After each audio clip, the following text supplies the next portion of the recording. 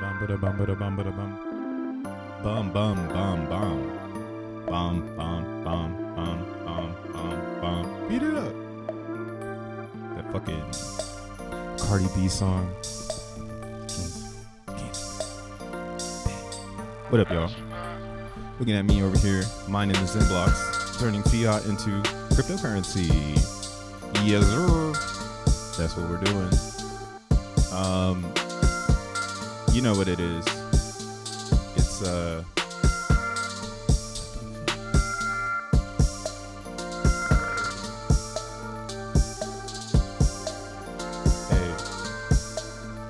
let me turn this music up. There it is. That's what I want to do. Hey, for the tribute today to Black History Month is to the most controversial man in Black history, for sure. For sure. Kanye West make you think. So, yeah, let's remove all the layers of everything that the reality puts, or what the reality shows you when you learn in the quantum that your mind is just fabricating whatever the fuck you see. You hear the word Kanye West and your mind brings this photo to your brain. It's actually pretty nuts. But yo, big Black History Month shout out to Kanye West. He dropped this gem yesterday and everybody needs to hear it. Let's get it.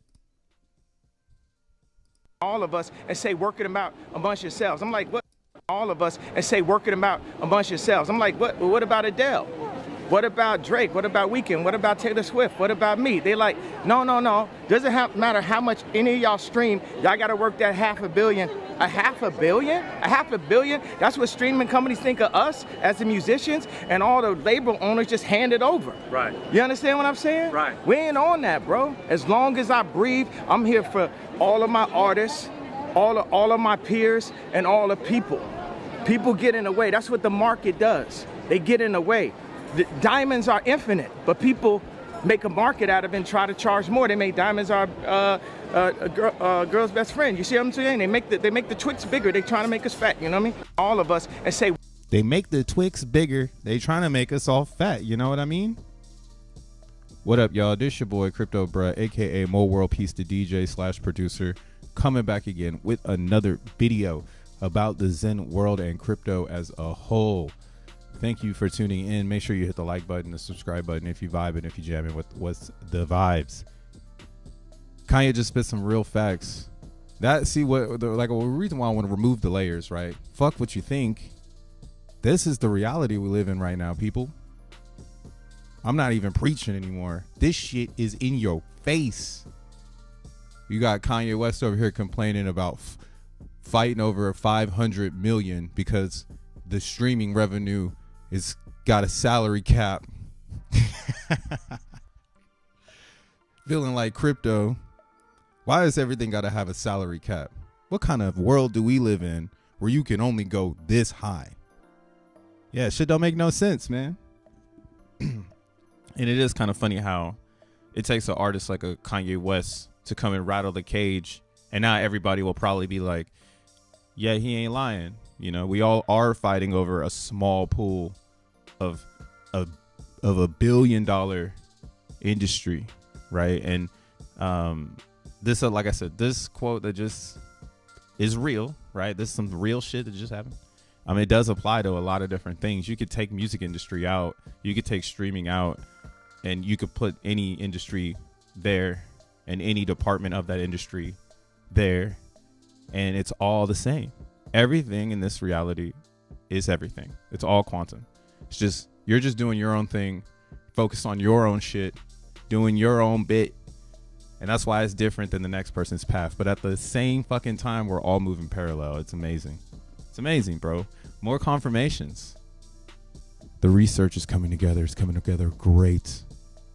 Well, what's up, y'all? What up, Tree City West? I see you. Code Cluster. Cray Crypto. Mind Body.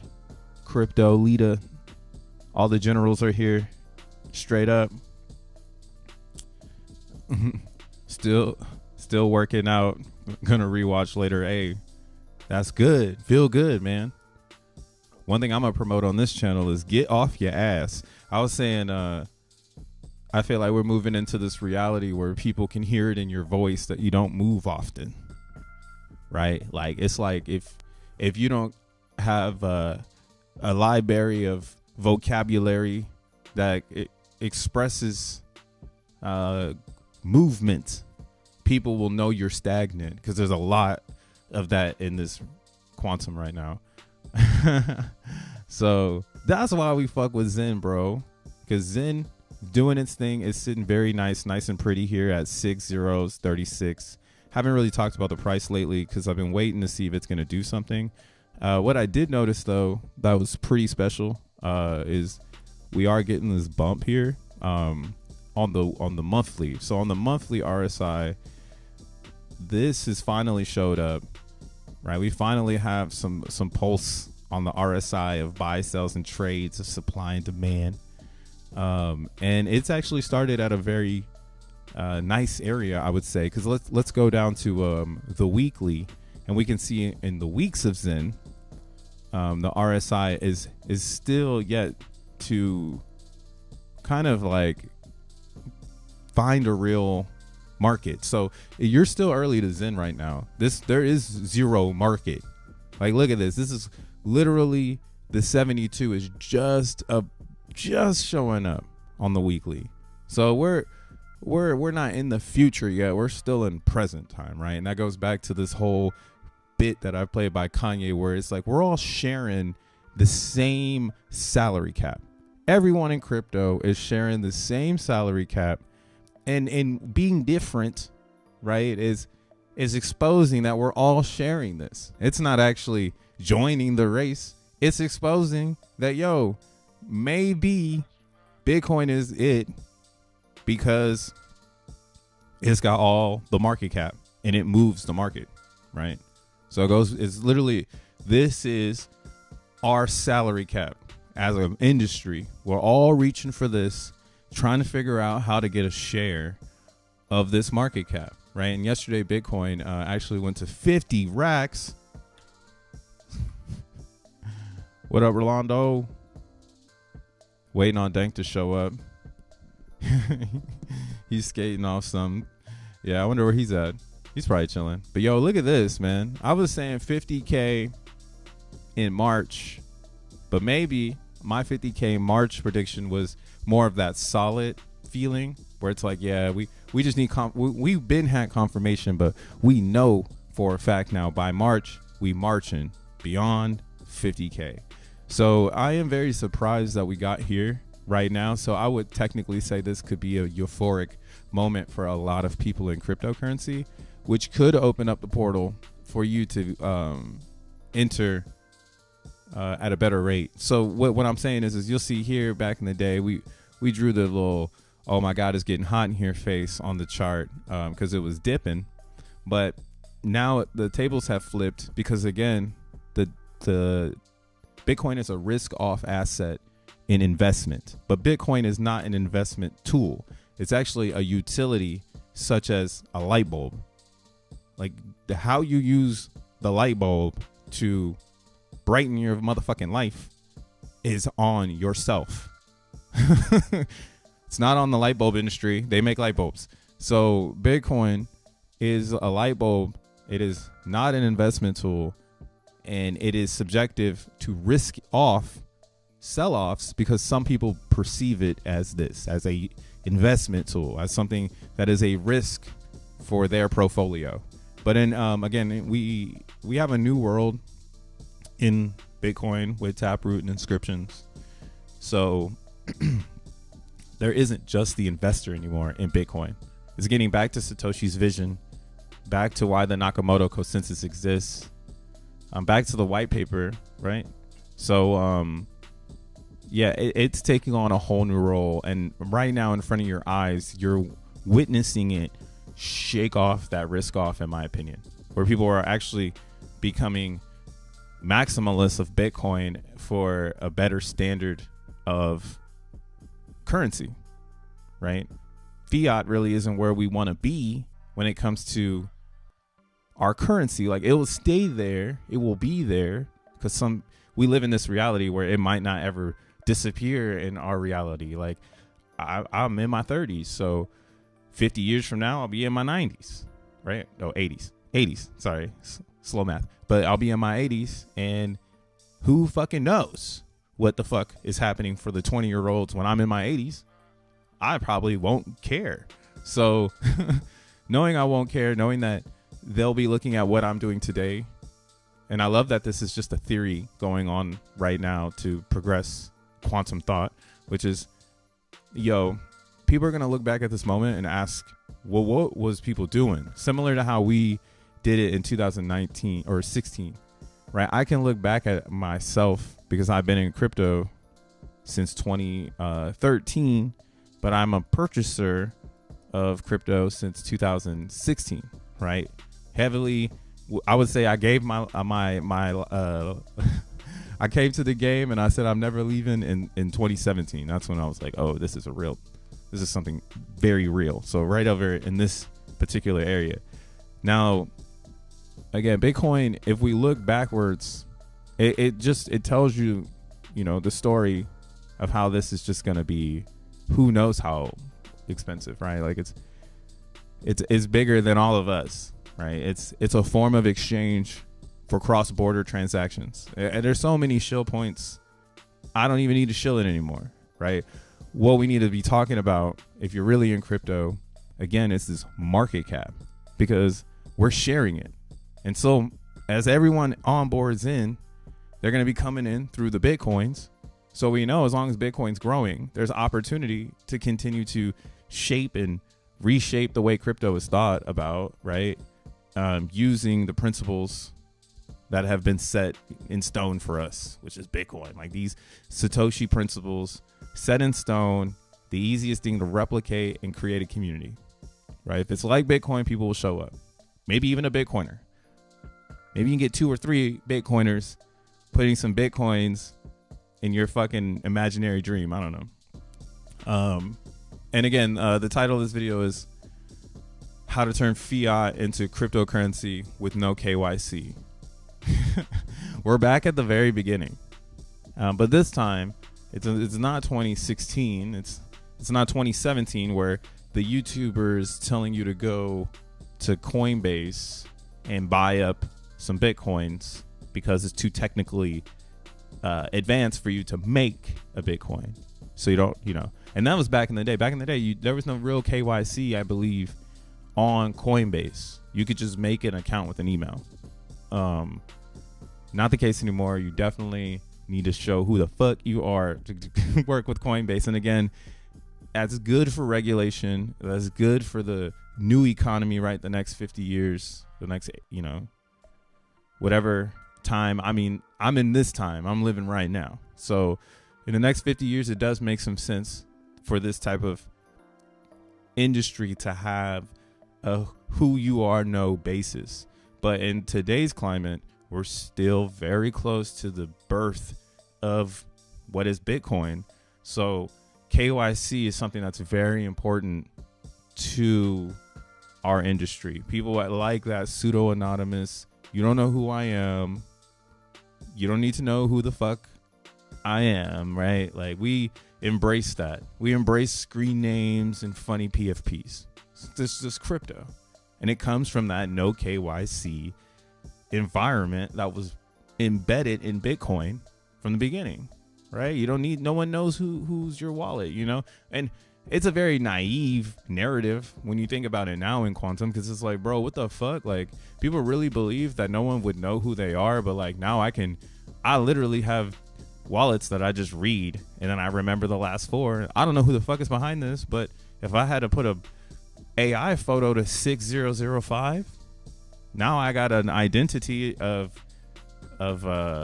like memory of this specific address. So technically it's not as pseudo anonymous, because if I learn who the fuck you are, you can't shake it, right? Now I can dance behind this address as much as I want to see how it's interacted with, right? So technically, again, that pseudo anonymous, nobody knows who you are, Bitcoin KYC narrative that helped it become where it is today, right? $48,000. That is a big piece of history.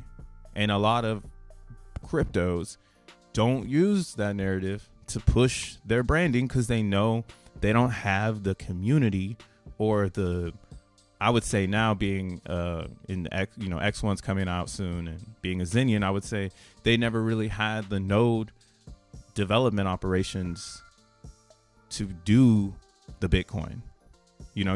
That's some stuff that's some layers you got to take off of the cryptos, because a lot of cryptos can't do that part.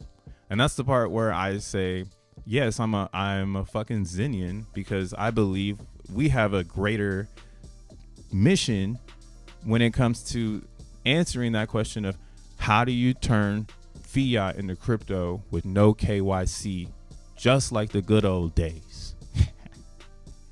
Right? And that's what's funny. It's like right now, that's a good old day type thing, because eventually the more popularity it gets, because it's a strong narrative, it will become KYC, because in order to grow popularity in crypto, pseudo-anonymous can't travel with regulation. So my question, right, or my rebuttal to that, when somebody would say like, hey, isn't this just going to become, KYC'd in the future? And then I would say, it's not that we are going to become KYC. It's that KYC is going to request our participation. And that is where you can become yourself if you want, because this world is going to accept this, right? It's kind of like, and the same thing happened with Bitcoin. Like, there's some people who are still pseudo anonymous. They don't want nobody to fucking know who they are in Bitcoin. They don't want anyone to know they mined 10,000 Bitcoins in 2013. They don't want anyone to know that shit. Fuck, right? That's for their own safety and for their own reality, whereas others, right? One of the biggest others I can say is Michael Saylor, right? Michael Saylor, this weirdo, right? What did he do? He's been in Bitcoin, big ass maximalist in Bitcoin, created a whole company based on Bitcoin, and now he's on his way to, again, going back to this market cap theory from my guy fucking Kanye, right? Look at me, I'm over here decoding the whole bitch. You're gonna have to get into this market cap in order to participate, right? Riding the wave of what's been instoned or embedded into Bitcoin's history, is stoned in, right?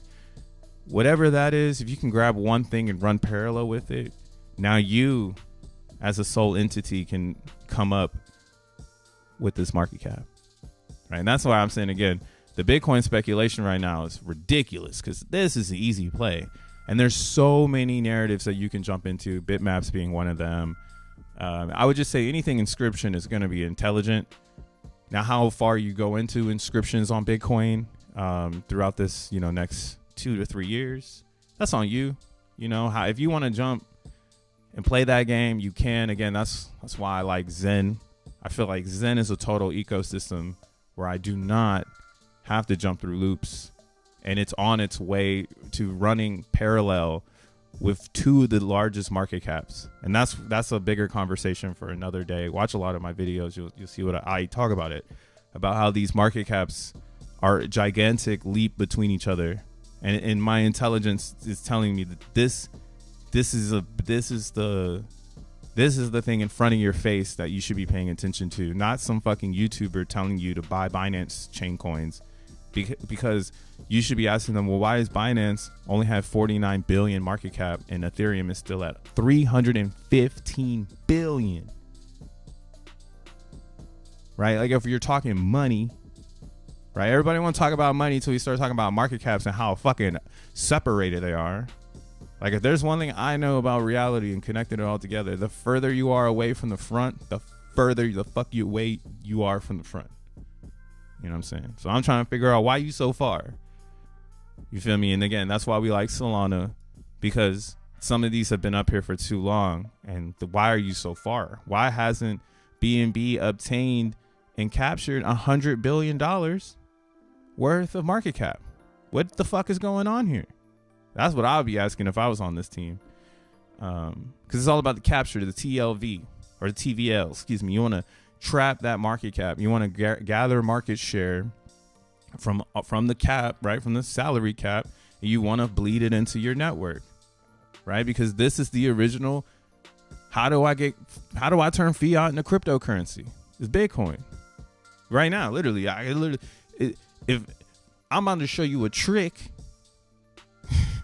so you don't have to just buy it with your fiat, right? Put your fiat to work, right? The fuck? When I spend $26 on a gym membership, I'm putting my fiat to work, and I see it in results, bruh. BNB is boo boo. Not the BNB is boo boo. Yeah, it is pretty stanky though. What up, Dank? What up, Clay?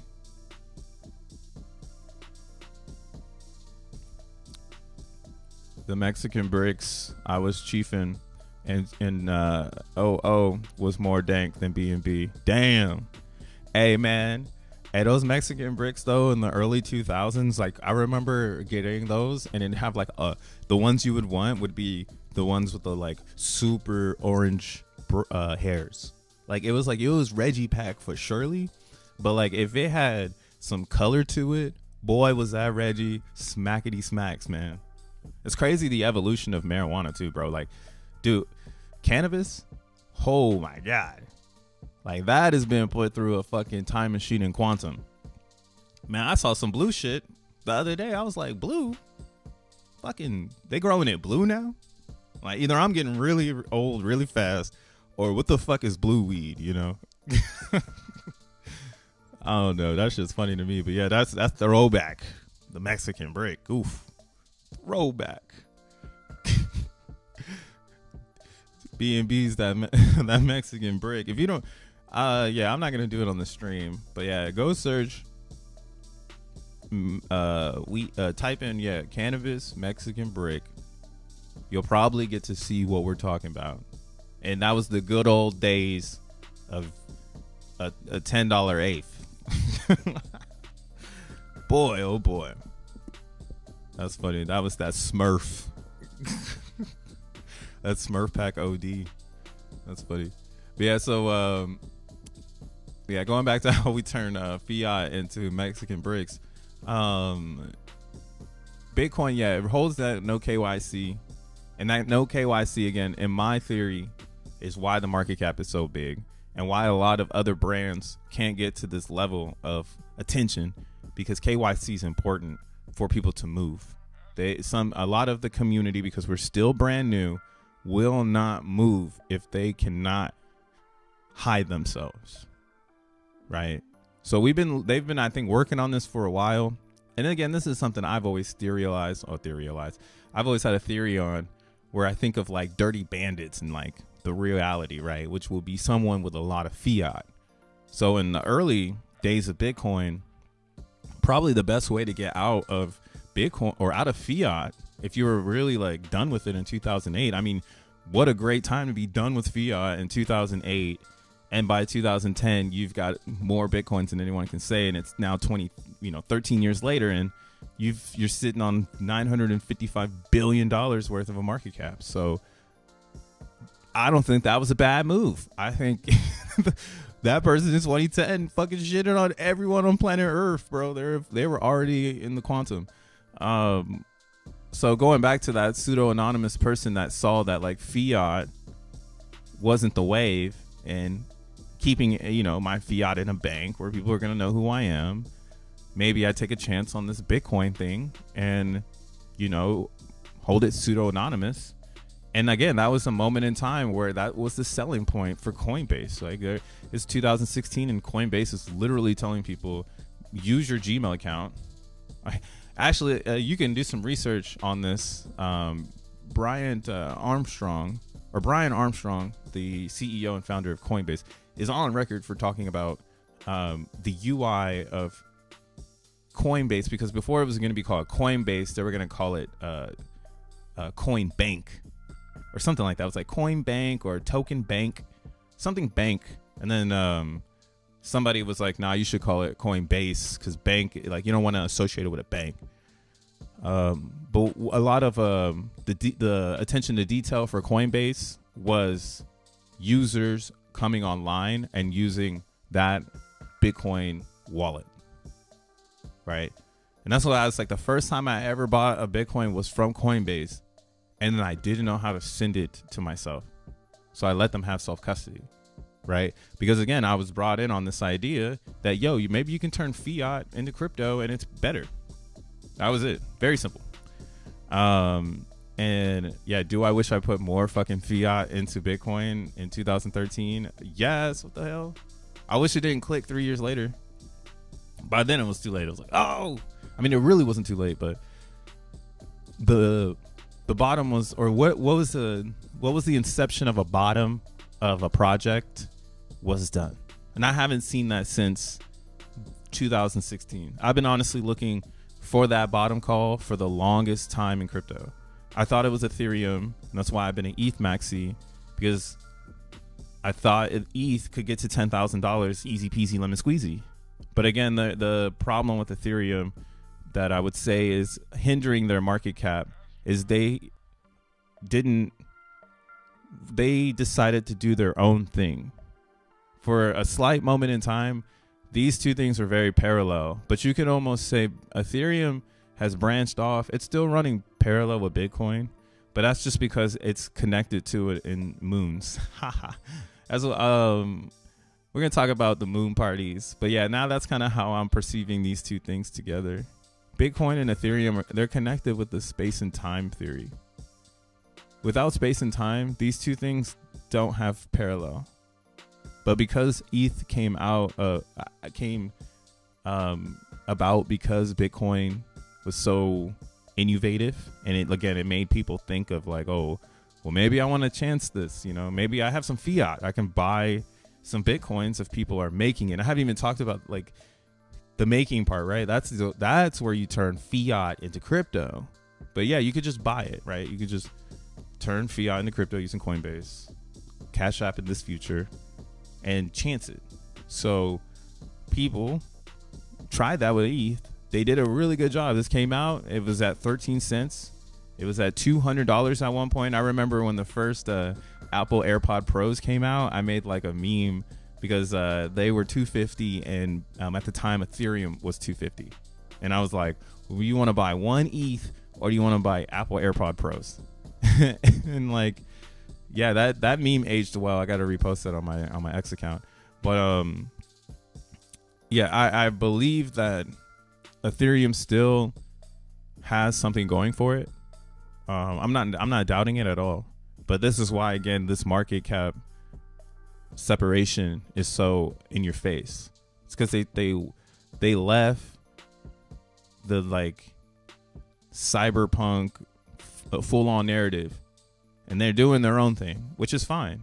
I would also say they left the cyberpunk full on narrative. They're creating like a new branch. I mean, there's a many branches of what is it to be a cyberpunk. When you learn about Linux, you learn about distros, and then when you learn about distros, you learn that Linux is the kernel or the core of change. So you use Linux as your principle, and then you change principles to fit your needs.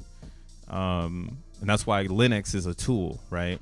Similar to Bitcoin, right? Bitcoin is the tool, and then we change it with it's the principle of crypto, and then we change it to fit our needs, to whatever the fuck we feel we need in crypto, right? And that's when you get too deep in this shit. But at the core, there is a main parallel society. Shout outs Kanye. Main parallel society. Shout outs Michael Saylor. Main parallel society. You can't duck these motherfuckers. The only way that's too deep and too dark. But yeah, you get where I'm going with this. There's no way to duck this. It's in your face. So again, the parallel, you want to run parallel with society so that you can be accepted by the majority. And yeah, ETH has its own branch now. It's got its own thing it's going to be doing. And you can see that here with the Lido staking at number 8. And we got the Rat Bitcoins dropping down. So Rat Bitcoin was an important piece to Ethereum's TVL, because this is where people were actually taking Bitcoins and sending them to a vault where people could hold them over time and, you know, turn it into a usable token, a programmable token, right? So it's pegged to Bitcoin. But again, market cap is telling the stories here. And why didn't Wrap Bitcoin stay up? How did Lido come through and find 25 billion on the ground to versus Wrap Bitcoin, which was supposed to find 25 billion on the ground? They only found 7 right now. Here's the fucking timestamp right now, February 13th, 2024. So yeah, you could say the same for Cardano. Like, while Cardano could only find 18 Bs on the ground, there's 955 Bs out there. And you mean to tell me you were only able to find 18? Ethereum still found 315 Bs out of 900. No, it's not like that. It's not like this and this is together. These are their own things. I'm just saying, if we share this total market cap, which is at 1.9 trillion. And I love this chart because, boy, I've been watching this thing go up my whole life in crypto. And this is looking really good. And why I'm bullish on crypto right now, again, is the popularity is there. We're in the crypto's mainstream, right? This flat ass line, that is not main. What does that look like? That flat line there, right? And again, our world is because of Bitcoin. There's nothing that made our world without bits. So you can say this flat ass line of market cap is fucking Bitcoin, right? And then everything else comes after it. The speculation of what can we do with this technology, right? But what gets the largest over time? What's holding the most weight over time? Bitcoin, right? So it is the market cap. That's why I might be sounding a little rational right now because I'm saying we got 90. Oh, now they took a B out, whatever. But yeah, we got these Bs and these Bs. What I'm trying to be literal about is, why is it so hard for other cryptos to find it? And how do these pegs find it faster than some of these layer ones, right? And it all goes back to the title right now. How do you turn fiat into cryptocurrency, right? ETH is the new thing people buy. Soon it'll be Solana because the cat's out the bag. They're going for they're trying to be the new Wall Street, which is fine. I'm cool with that. That's not what my oh, look at that. We got the magic 108. Oh shit. Bro, the 108 is esoteric as fuck. I just found this content.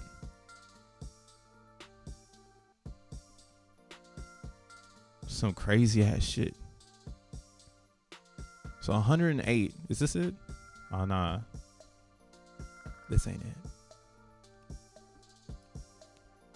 Is this it? Okay. So, man, 108 is a wild ass number because in numerology, or in for instance gematria, like geometry is 108. So the 108 is something that is heavy in mathematics of just the comprehension of space and time, right? It's back to some quantum shit. So yeah, if you didn't know that you can fit 108 moons between the moon and the earth, and you can fit 108 suns between the sun and the earth. And this is pretty crazy shit. So it's a number that always pops up in this quantum. And look at, I'm just chilling right now and I click Solana price. It's like 108. I see this shit everywhere now that I'm a Zenian too. Right? Birthday 108. But yeah, so Solana, if they're really going for Wall Street and trying to be an order book to be the new Bloomberg terminal, I'm in support of that because it's going to be needed in crypto. And you know, if that's their strategy, good job. You know, I mean, I'm sure BNB wants to be that. I'm sure USDC is trying to be that. I'm sure Avalanche will love some of that action. I'm sure Polkadot will love some of that action. And again, now we're really asking ourselves, like, what is this thing that I'm turning my fiat into cryptocurrency of? You know, like, am I turning my fiat into Solana? because I want to be in the world of Wall Street? And then it's like, oh, I can't even get B&B in America, right? Or you could, but you can't get it in New York, so you can't get it in America. New York is America. You know, so there's some things here where it's just questionable about that second part. Like, what comes after I spend my fiat on this crypto, right? Again, and that's why it's buy Bitcoin. There's so much shit going on, and it's so self-explanatory when you look at the array of cryptos here. It's so self-explanatory. You probably want to be in the bits, and then nothing else, because if anything's going up that you need a risk on, is Bitcoin. So, man, we're going full circle now, because now we're back to why Bitcoin should be dipping right now, because we live in a world still where we're not mainstream, where everybody gets it. We're back to that 2016 thing where people have to understand what they're doing, and some have to lose, right? All these red candles are education now, because every time there's a red candle that shows up, if someone was touched by the onboarding experience, then they can get deeper into the ideology of what spoke to them. And that's why red candles actually build the maxis. So you want to see it get to 50K, top out, dump. A lot of people feel very weird. A lot of FUD, a lot of uncertainty. We got right to 50, danced up there like typical, as we should. Profit takers, giant profit taker. But again, the question is crypto dead when you see these red candles? And, you know, what did I turn my fiat into, right? That question will always come up. And I think Bitcoin, and again, Ethereum also has a really good story. These things will win. And why haven't I talked about XENblocks yet, right? I showed it in the beginning. Now we've got a whole new world going on when it comes to the idea of turning fiat into crypto. And I posted this yesterday on X because I saw Jack tweet it, and I was like, oh, this motherfucker is, here we go, load it up, let's go, man. I need my market share. I've been waiting for this. So and again, follow me on X, just cryptobruh 3hs.zen or more world peace. I own all the tags. But so I posted this where I said, I've been saying this since September, but I have been saying this. So Jack posted in the XenBlocks Telegram yesterday. He was like, Xenium is the best way to onboard fiat into X1. And then Og was like, mining Xenium. He was like, since all pay for P.o.W and USD, it comes out as real crypto in XEN, right? And I mean, that's just pure logic. You know, that's why I was like, oh, I got to start mining XEN because this is different, right? And then of course, if you haven't seen this yet, this is post this on my X account if anybody wanted to see it. But I published this infograph based on my perception of where we're headed.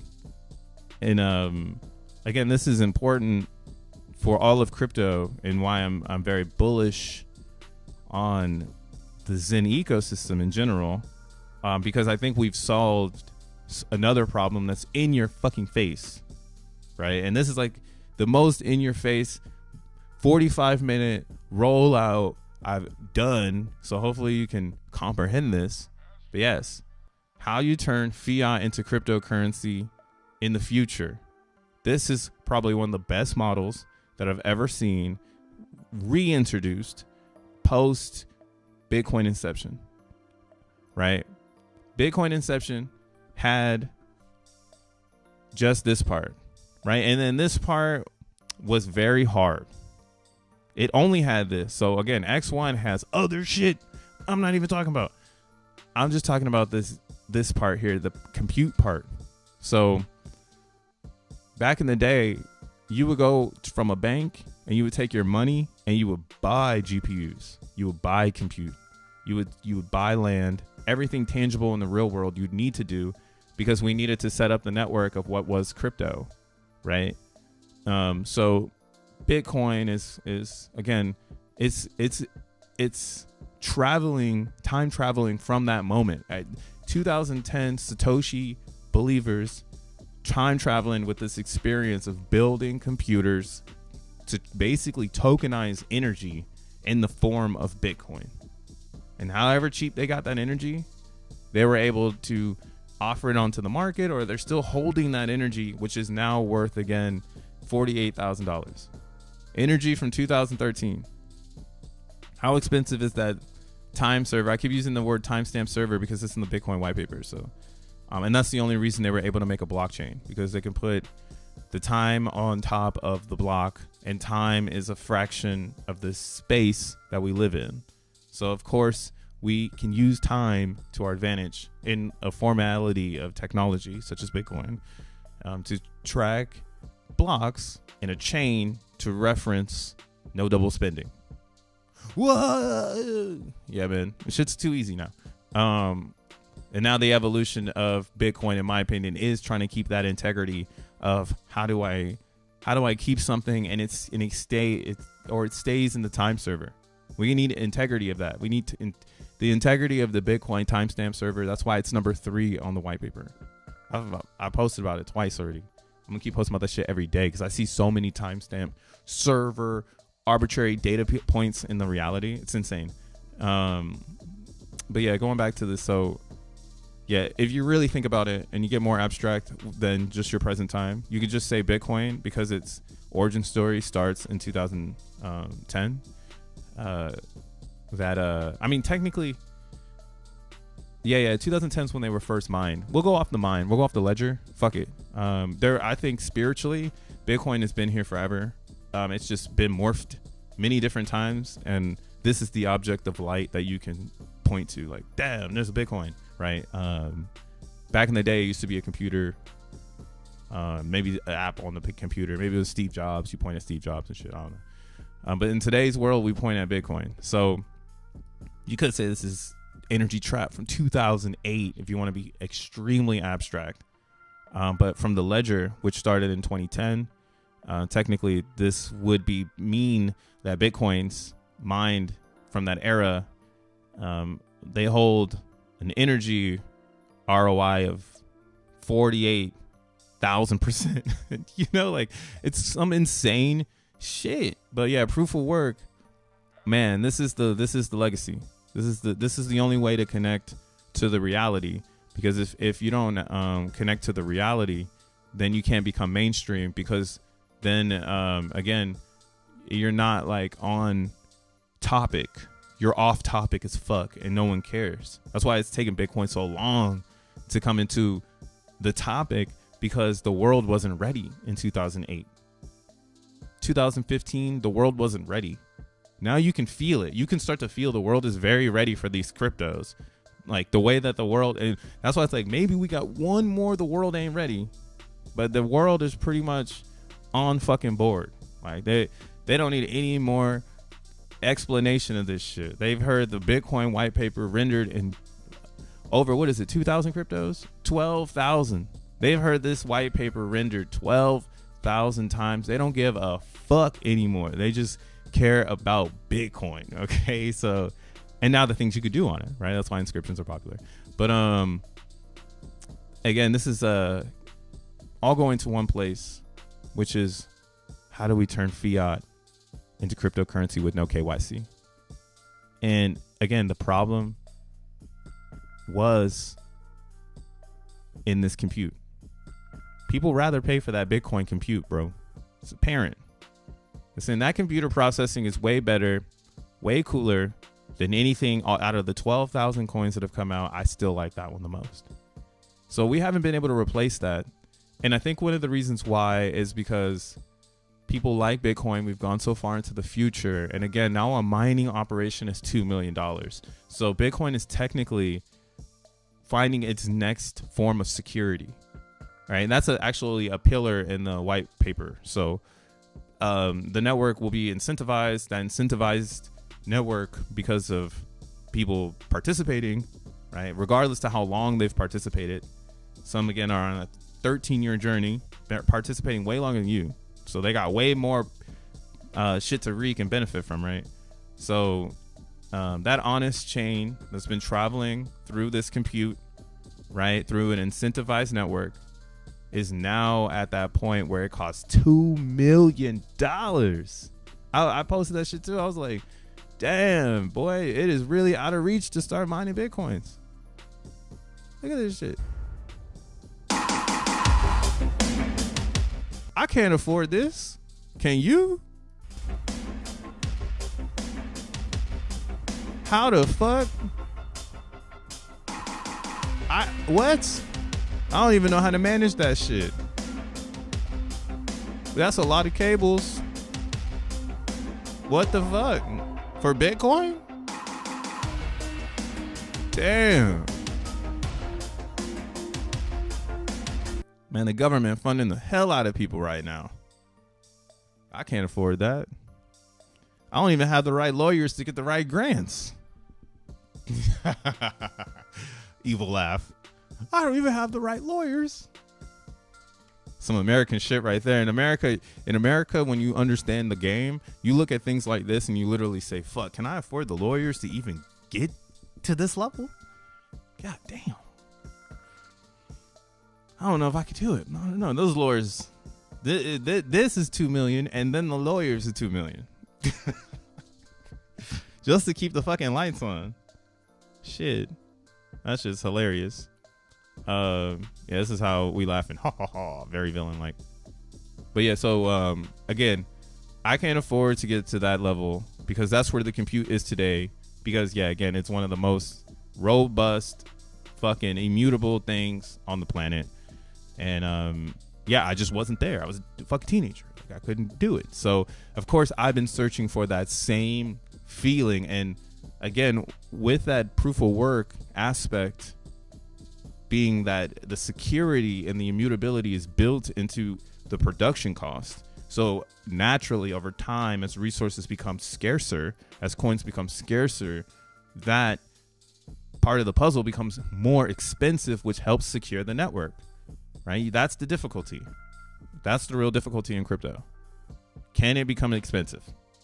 And then can it become, can the infrastructure become so expensive that it's an industry inside of itself? Right. And then it's an obtainable industry where people are, again, pulling out loans, going into debt so that they can try to satisfy this dream. I don't fucking understand why the game works that way. It's just what it is. And I honestly believe that right now, anyone using compute cloud to replicate that $2 million experience, that is probably one of the most intelligent things you could be doing right now. Because those people are building for the Nakamoto consensus, which is all right. It makes a lot of sense. And again, we've seen quite a bit of renders of what is it to be a Bitcoin, right? 12,000 of these renders. So theoretically, there isn't any more gray area. Right? We understand where this is headed. Bitcoin is gonna continue to grow. It's going to be the main place where people will turn fiat into cryptocurrency, and it will not be no KYC. It's 100% gone. That is gone. You cannot mine a Bitcoin without people knowing about it. Everyone's going to fucking know, because even if you do it with low hash power, you're still going to get called the fuck out, because some people are going to be like, where the fuck, what IP address hashed that block with that much hash power? Right. So it's not like you're going to run away and be pseudo anonymous with your Bitcoins. That's not the thing anymore. That culture is no longer. And I honestly think it lives in Zen. I think in Zen we've discovered this. We've rediscovered it. It's always existed, but we needed this simplicity in crypto as users right now, right? It just came at the right time, and now I can relate all of these things to this. And I would say to you, to challenge you, is your favorite crypto something that you can honestly say to someone, how do we change fiat into cryptocurrency? Like, that's how deep the Zen shit goes. I can literally show you that. Let's do it. So in the description, you'll find the guides. We have one that's just a single line GPU command. You'll find like in the bottom, you'll find this guide. In this guide, there'll be an advanced, a simple one where it teaches you about what's under the hood, I like to say. It gives you more comprehension of the Linux side of things so that you can, be familiar. But truthfully, Linux is a compiler, so you don't need all them steps. You actually can just drag and drop one specific piece of line of command, and you change some things, and bada boom, you're gonna find yourself mining GPU, or you're gonna find yourself mining XEN, and turning your fiat into crypto without having to go through any KYC, essentially. Now, there's two ways of doing this right now, just because it's the way that popularity has pushed these two links. So we have RunPod, which is a very cool platform, actually. I enjoy RunPod because what RunPod has, here, let's see what's up. Log into the console. Am I already logged in? All right, cool. So RunPod is a little bit of a sleeker design. It has everything that you need to get started. It's just it's a better designed system, I feel, UIs wise. So it is a little bit more expensive when it comes to using the GPUs here, but it has the best uptime. And who knows how expensive GPU on demand prices will become as GPUs have now been targeted, right? They're targeted. Everyone's trying to get them so they can run their AI project. So this is like what's cool about our world right now, is that it has another demand factor built in that is going to make power scarce, which will force people to essentially make new mining farms. We'll see what happens. There's a lot of different things that could potentially happen here. I mean, we've seen it happen with Bitcoin. So right, Bitcoin starts in the bedroom underneath the table in a small computer case, and now it's a $2 million operation where you need oil and cables and all this other bullshit. Can't blow the shit up anymore. You know what I'm saying? You can literally blow the shit up. All right, so we're not there. We're not thinking about that. We're just thinking about onboarding people. So right now, this is a great method to get onboarded. Now, what I would recommend is Vast. Vast is where you find the best bargains, and that's because Vast is set up to support the world of GPUs. I don't think RunPod really is trying to support the world. They have a direction, which is durability, and again, I'm not hating on their prices, because that's what you're really getting. The durability here is the best. You won't come back and your shit won't be down or offline on some randomness. So I will say that RunPod is worth it. But Vast is where you can find a good deal for a good price. Wow, look at this guy. He showed back up. 8 hours. What kind of shit is that? Yeah, I'm just looking at this one here. But real quick, we have Vast AI. Now, what you want to do is you want to go to billing, and you're going to want to add some credits. Now, again, what's cool about this is add credits is what I'm talking about when it's, turning fiat into crypto. Because Vast, you don't need to put your identity on the website to rent a GPU. Like, who gives a fuck, right? It's just a GPU. You can do anything with a GPU. You can literally, that's why I'm like, this is blowing my mind. So I'm like, when do we get to a world where people are building PS5 emulators, and then they're just running this in the background, so that it's like, you don't even need a PS5 anymore. Like, you're just cloud-based compute all day, and it makes a lot of sense. It does not make a lot of sense for everyone to have a tiny computer box in their room. What does make a lot of sense is a quantum computer. So, that's kind of where I'm going with this concept of, we have this world of cloud-based activities, and from that cloud-based activities generates economy, and the first people out will be quantum computer owners, because then we bring the quantum computer to the crib, right? Or maybe you build a quantum computer in the midst of the cloud mania. I mean, we've been in cloud mania since 2011. I mean, it's always been there, but let's say iCloud was really when people started to realize they were in the cloud.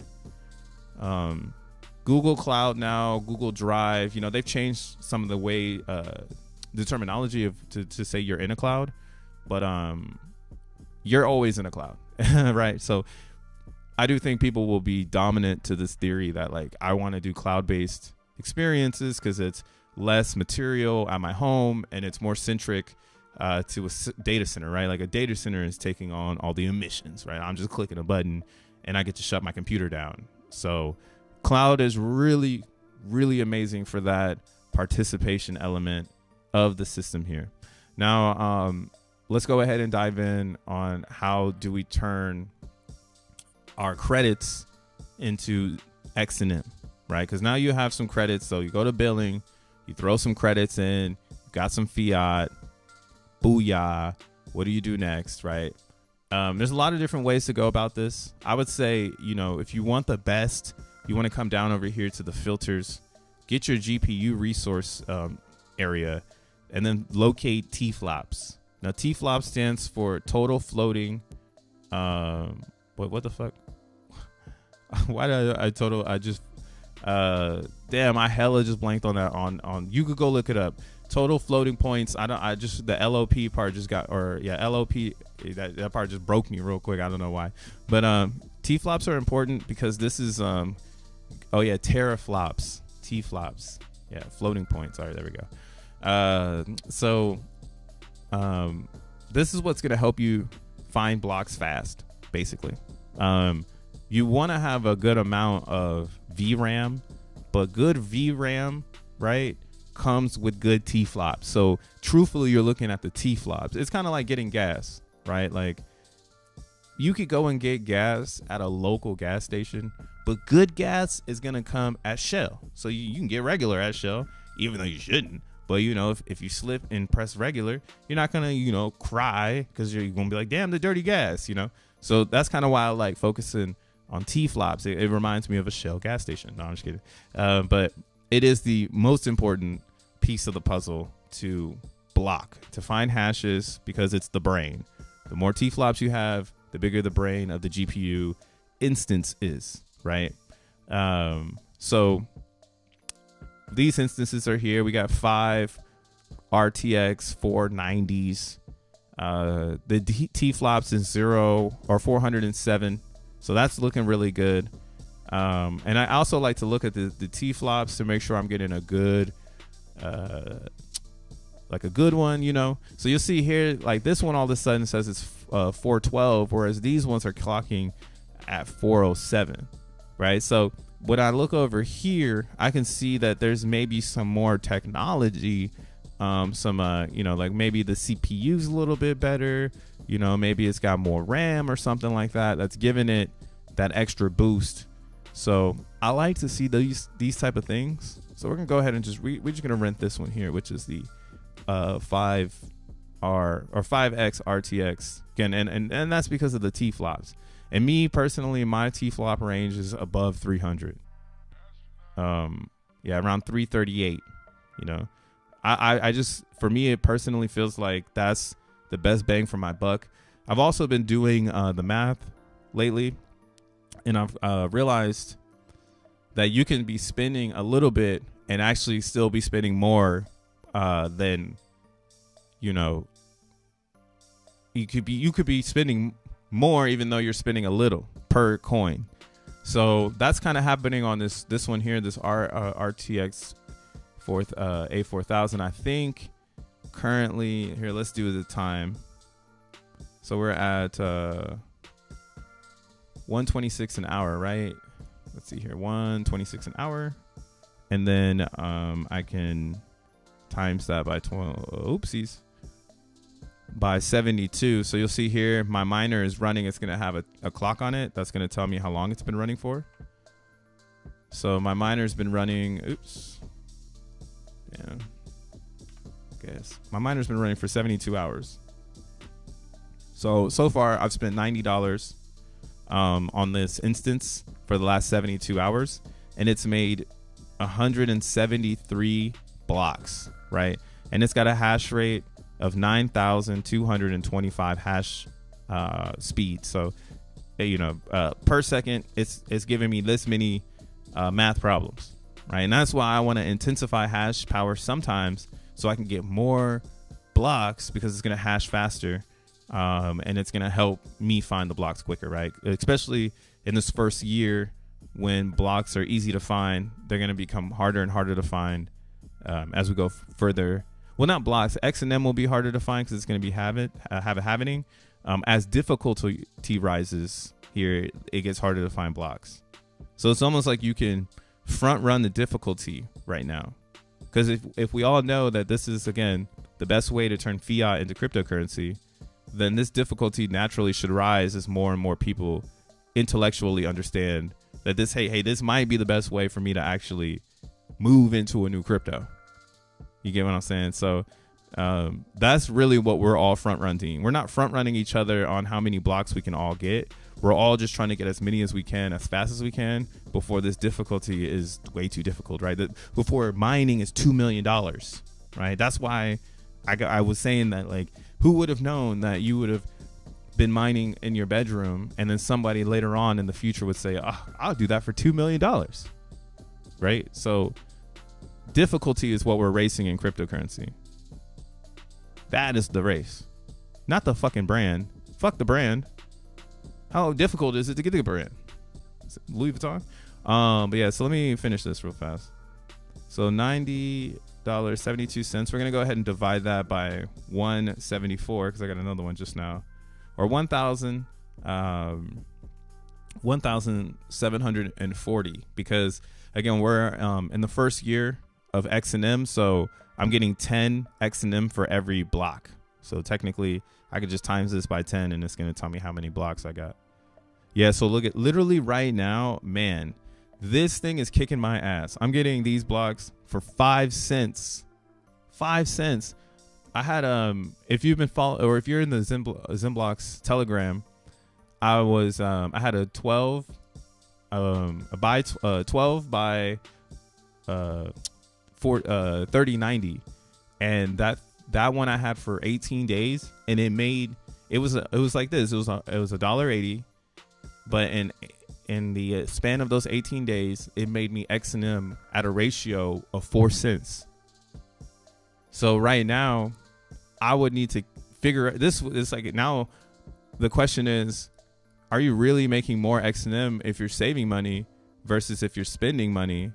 Because spending right now seems to accelerate the process, and it also seems to introduce again a better result per coin. And me saying this right now is kind of fucking shit up, because again, difficulty is what we're all racing, so I shouldn't be doing that.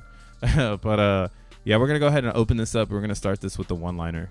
So what we'll do is, first, I like to come up here to view. Jupyter Lab is important to use. The way you get the Jupyter Lab is based on the templates, and when you create your template, then you can like, for instance, let's go to instance page. I can hit edit image, and then here I can hit edit, and then I can make sure that my images or my template is going to launch in Jupyter Lab interface. So that's how we get the Jupyter Lab interface. But when you get here, it opens like this. So I like to open in Jupyter Lab. That way it brings everything into one UI, or it's called a GUI, a graphics unit interface. So it brings everything into one UI so that you can comprehend it all. So we'll go ahead and just click on terminal. And then again, you should get this guide, and then you should make your own doc one-liner. So then that way you have yours on command, right? So I have this one right here. There's some important things here. You would probably ask yourself, hey, bro, why do you have this 3 times in the same idea? Well, each one of them have a different architecture builder, because each GPU has a different architecture build that needs to be enunciated sometimes. So I make sure that I have different one-liners with those architectures so that I can quickly drag and drop that liner based on the GPU I'm using. So right now knowing, right, that I'm using a 4090, this is the most up-to-date GPU. So I'm going to need to make sure that when I run this code, I'm doing it from the architecture of 89, not 86, like it's going to have in the guide. The guide itself is going to say 86 here. So that part you might need to get a little advanced with. But again, you can come to the Telegram. It's linked in the concept here. You can come to the Telegram, and then here, let's do a live edit. And then you can ask a question to see if we got an answer for you. But after that, just go here. I'm going to drag and drop that one liner in. It's going to do its thing. I'm also going to switch this to dark mode because what the fuck is light mode?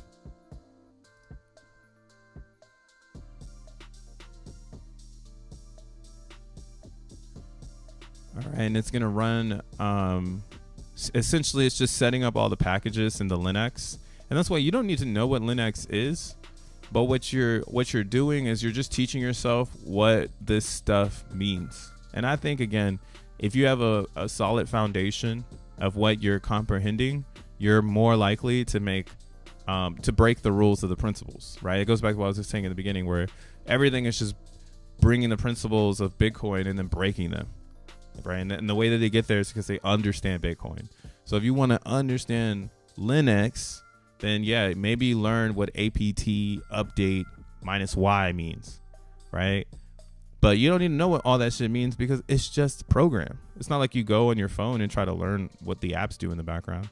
Now this part I do keep my eye on, but again, this is some nerd ass shit. But if you see any reds that pop up here, that's an instant. That's a way to know that there's something wrong with the build, and there could be something wrong with the GPU. So yeah, always look here and make sure there's no reds. All right, so it's saying that it's running here. So on this guide, it's going to tell you the next steps, which you can just copy and paste them in just like this. Right, but you got to start the miner. So once you start the miner, it's going to show up here. Right, and you just want to make sure that the miner starts with your address. So we'll wait a second. Shout outs, thanks for the young 4099, 4.99. Beans equals good gas. That is a good way to get some gas. So awesome. Now it says it here. It says my wallet address. It's starting up the timer, but I'm not running the miner just yet. So the way we get the miner running is we're going to go ahead and click on make a new launcher, then click on that new folder that was created, which is going to say GPU, Zen GPU miner. Just click on that. Once you click on that, then click on terminal. All right. Once you do that, you'll notice that it automatically puts you into that folder. There's other ways to do that without doing it the way I did it, but that's probably the best way for you to do it. So next up, we want to go back to our one-liner, where for me, I've set up multiple copy and paste instances, I guess, to tell myself like, okay, I have 5 GPUs, so I need 5 devices. So this is 5 programmable device commands to make sure that all 5 GPUs work at the same time. All right, so I'm gonna go back here. I'm gonna copy this in. All right. So it's saying it's caught all the salts. Now the salt is nothing more than ownership. So in the beginning, they made a novel approach to ownership of blocks, so you can continue to own the block after the fact. And everything else crypto, you actually don't own the work, right? If I make a Bitcoin or anything in proof of work, you don't own it, because the proof of work typically is the gas coin. So you're always sending your ownership to someone else. You'll have the hash in that integrity of like, oh, I made this Bitcoin in 2013, but you won't have that Bitcoin from 2013. And that's something that, again, I think is very novel when we go back to the like history and we say, hey, this is tokenized energy from 2013. We and XENblocks literally can say that this is tokenized energy from 2024 because of our salt. So there's a lot of dope ass shit that goes along with the love of blockchain that we possess. But yeah, now that my miner is running, it's hashing away. I'll see here I have 5 active, and I have the same hash speed as my other one running. This one is 12 and it's at 9, right? And this is, I'm actually going to run this experiment. So we'll be back tomorrow to really break it down to see, is Crypto Bro getting juiced by thinking he's saving money versus having a better technology? Because that might be what it is. It might be that you might still want to just always mine on 4090s and 3090s because they just are better in the T-flops. So like this one, you'll notice I'm getting the same hash speed, but I have less T-flops, and that's, I think, what's kicking my ass here. And I need to pay attention to this more so that I'm not just trying to get the cheapest, vibe. I should probably be reaching. Fuck, I wish I could get that instance back now, because what I'm curious on is I did screenshot it. Hold up, I'm like bugging now because I'm like, hold on, I did screenshot it so I can see some history on this, because I was sad yesterday and I was like, damn, my shit gone. Oh yeah, here it is. So yeah, you see this one here. So this is a perfect example. 12 by 12 3090s. T-flops was 423. And I was doing 180. Right, and this is right before I swapped, because I was only able to have this for 11 days. I said 18, so I guess I only had it for 11 days.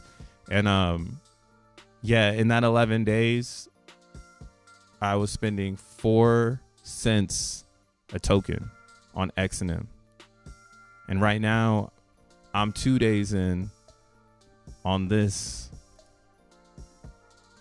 or 3 days in, I guess, on this one, and I'm 1 cent higher, and it's cheaper. So technically, I'm not getting it cheaper. That's crazy. My mind is fucked right now, and it's because of these T-flops. Right? I'm right back in my okay.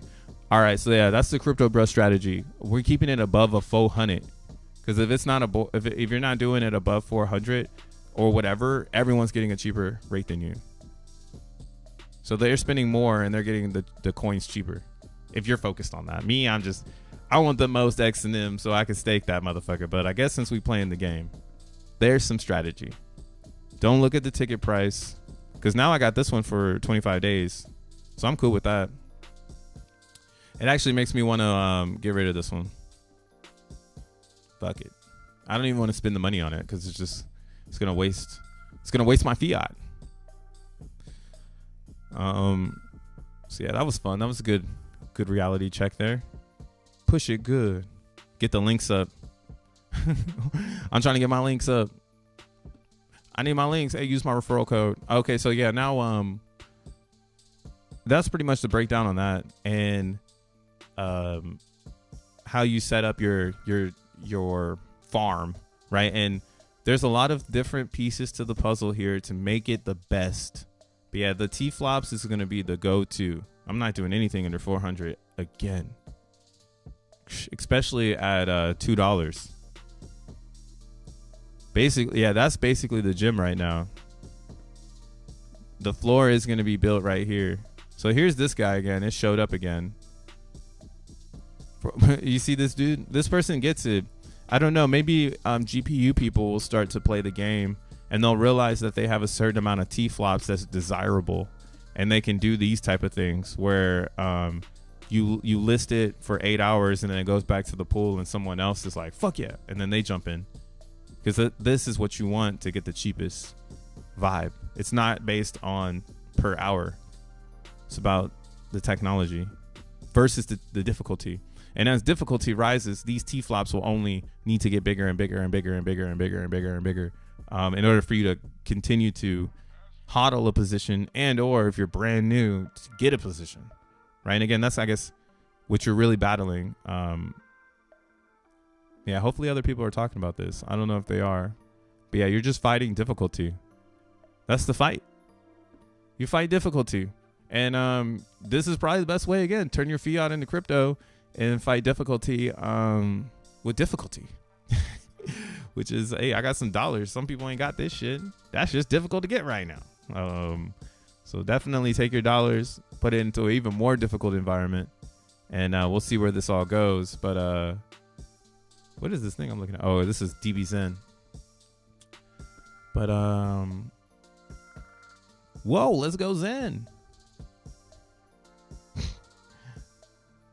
Yes, if they start to slow down, what y'all talking about? Reboot miners when they slow down. I missed out on thousands of XEN by not doing that. Oh damn. Yeah, you gotta do yeah, I mean, like, that's why it's like, I think a lot of all of us early Zen blockers, we kind of are like the guinea pigs of like what is going to be the best experience. And that's why you have people like ZenPub creating just amazing work Joseph is doing right now. Like, even down to this, when he made a script to tell us when the moons are coming. The moons are coming. This is perfect. But yeah, so this is a pretty cool tweet today. ZenPub goes, I guess we know the X1 moon party start date now. Full moon days. So there's some speculation that the first moon party, since we're talking about it, is going to be this first full moon, which is on February 24th. So now there's some speculation on whether or not we're going to actually see this before, how do you say it? Like, are we going to see XN token before X1 chain? Now, I think X1 chain is doing pretty well. Personally, I'm not having any issues. I know a lot of other people are saying the same thing. Like, everything seems to be running smooth. I mean, and again, granted, there's no activity. So that's really what we're waiting for, is what does that activity look like? You can see the APR here has dropped off a cliff, but we still have 144 active testers. So that to me is powerful. I think that says numbers, and we have people that came back online. So all these 400s down here, majority of the 400s are people who had to come back online, because what they did was, if you stay in maintenance for too long, you get flagged. You don't get flagged necessarily, you just get taken offline so you don't disrupt the consensus. Where while in maintenance, it's still trying to see if you're going to come back, and it's going to waste time basically pinging your IP to see if you're online. So they take you offline. That was one way that this team is trying to scale the growth of the network, because that's actually what is the hardest thing in crypto, is scaling consensus. It's not scaling how to turn fiat into crypto, because that's just a business model. That's not necessarily scaling the network. But again, in our favor, or to favor X1, this actually helped people come online, because they're incentivized, right? It's like, oh shit, like, I'm mining XENblocks, I might as well make an X1 node. I'm already in Linux, right? So yeah, we're just living in a whole new switch. Oh, you know what else is funny though? Actually, this is gonna be really funny to see, because now that I think about it, maybe we should turn this one on just to jam with it, if it's gonna come on. Is this one here? Can I rent it? No. 404 instance doesn't work. I was gonna say this one does have 12 GPUs versus the 5, so it might still be grossing better than this particular unit. So that's another factor I have to play in. It's like, even though we got the T flops, we got to see if the VRAM is an intensifier. right? Because it could be smart, but smart and VRAM, oh man, you're going dumb, which would mean like that's why you would want to get a 12 stack, you know, right here. But at $3.30, I don't know about that for a 12 stack. You're getting them at 4 cents a token. So this is $72 a day, or yeah, $79 a day. So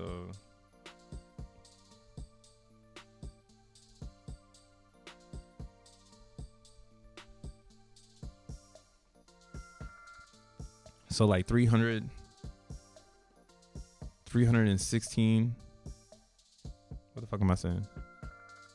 I don't know, but it's gonna be too much more. That's one thing I do know. This is not a good price. You want to see this at 1.8 because that's what most people have mined at. But like that again, security is built into the consensus when prices go up because it becomes more expensive to obtain, and since it's more expensive to obtain, it's naturally more valuable to the perception of the user, and that's why it's, again, if this runs away from you, it's designed to do that. It's not that there's something new happening. It's literally just designed to do that. Right? I think it's literally designed for people to say to themselves, do I want to do this? Right? These ones you can have for a long time, and that's very profitable, man. If you're making $72 a day, here, let's see the profitability of the person that's running this operation. I don't know how much electricity is, but I'm just gonna go off GPUs. How much is a 3090? All right, let's just say 1600. So 1600. Oopsies. Times 12. That's 19,000 divided by 72. So you need 266 days of active usage to pay back the farm for the GPUs. So like, yeah, if you could stay online consecutively for 266 days at this price of $3.30, then it would take you 266 days to ROI on the GPUs. So I'm pretty sure people want to get this motherfucking number up. Imagine if you could ROI on GPUs in a couple of days. So that would be like, that's when you know it's really gonna, that's the real bottom of this. But it might be beyond that because we've already been doing this for 4 months. So that's why it's like, yeah, it is more speculative for it to rise in price. And for these numbers and these ratios to be like this, yeah, like $5 an hour, $6 an hour. What's that a day? $144 a day. So at 1960 or 19,600 divided by 44. That's 136 days. Right? And this is to say, like, how many are here? All you need is people to pick up each one of them because they need it. Right? And then if the 12 is at $5, then the 6 should be at $2.50. Right? And that's why it's like, what the fuck are these prices? Because people right now, like, you can't even get the bottom. Doesn't even make any sense. Like, oh yeah, I guess 6 is $2.50 right now, almost.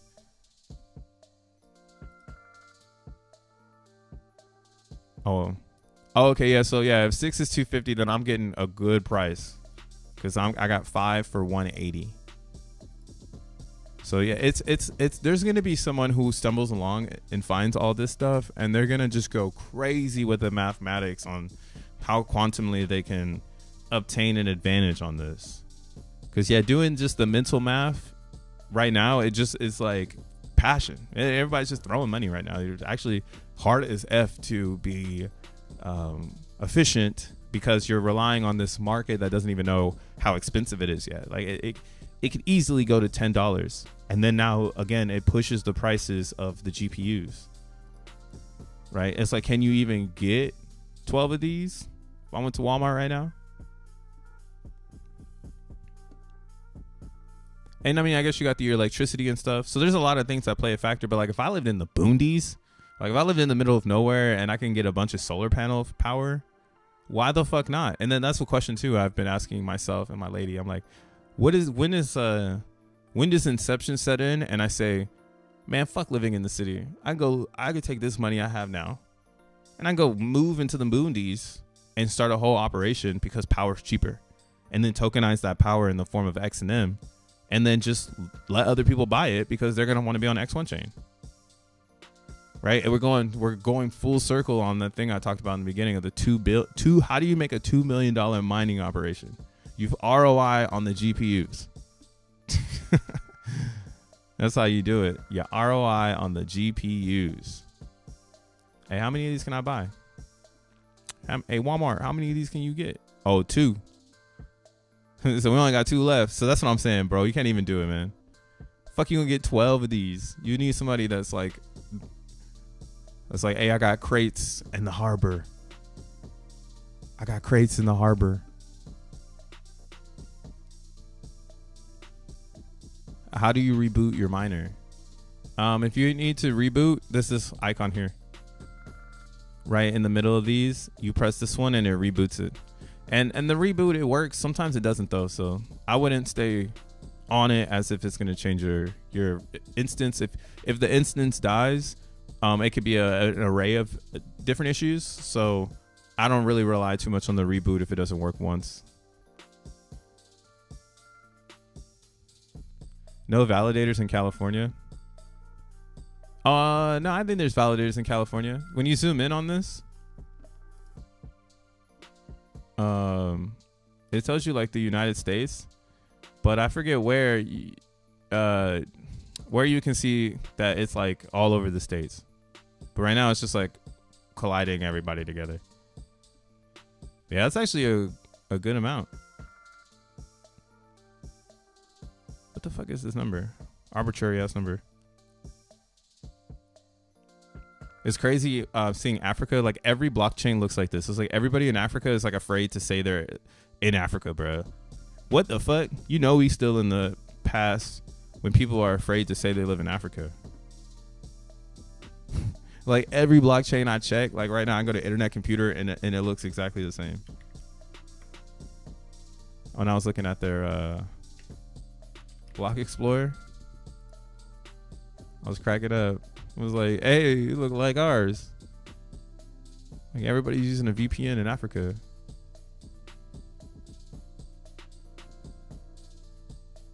It look just like ours.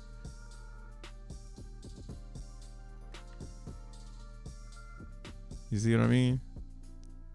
You know, we early in crypto, like when people are afraid.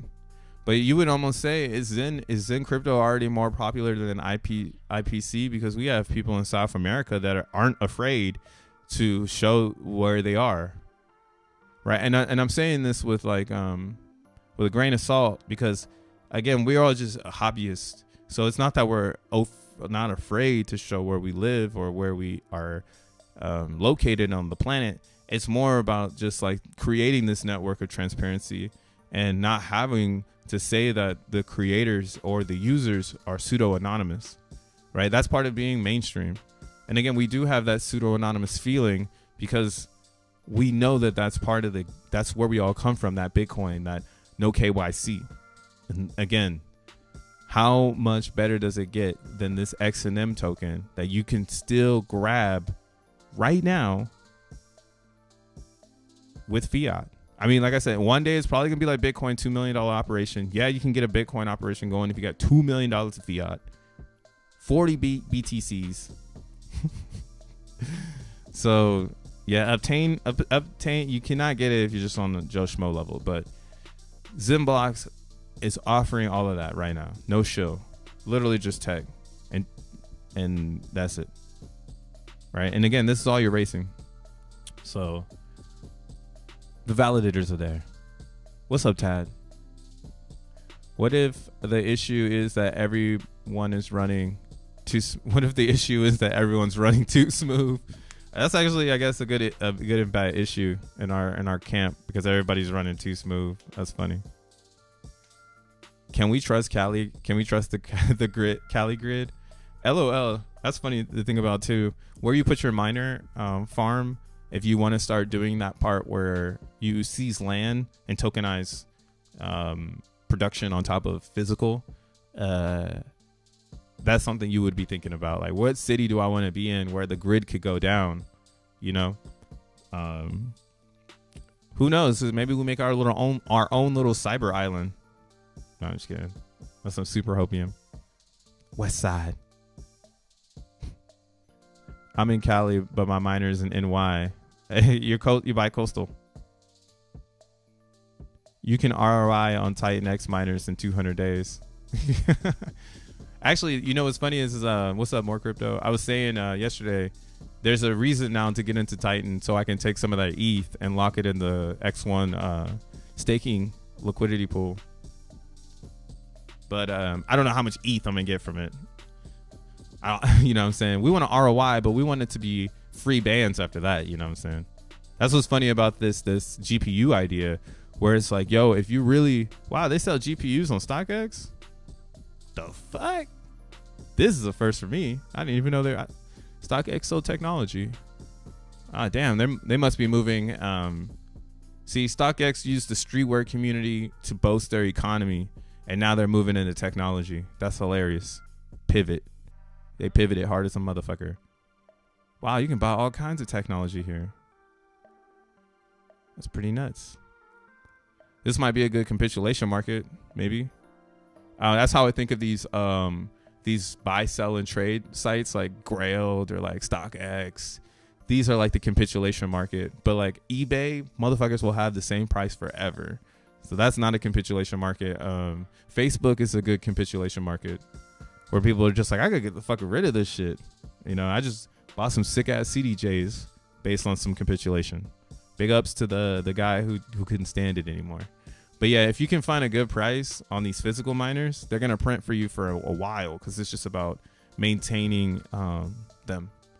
And it's up to you. Again, that's why I do feel cloud is the smartest idea of our world. It's like if I was Steve Jobs and I was trying to envision what would today's iPod be, I would also not probably be thinking like we need a hard drive, or we need physical hard drive.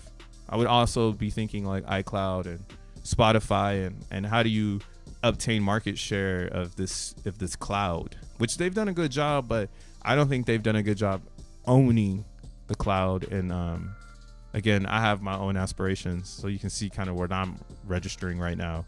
But yeah, owning the cloud is going to be important. People want to feel like they own something. It's part of it. And with XENblocks, as you can see, I'm just here. I'm blocking right now. I'm 2 for 2, you know, in the last 25 minutes. And these are things that I own. I'm turning my fiat into crypto in front of you, right? And there's no specific market yet based on this experience. This is something brand new.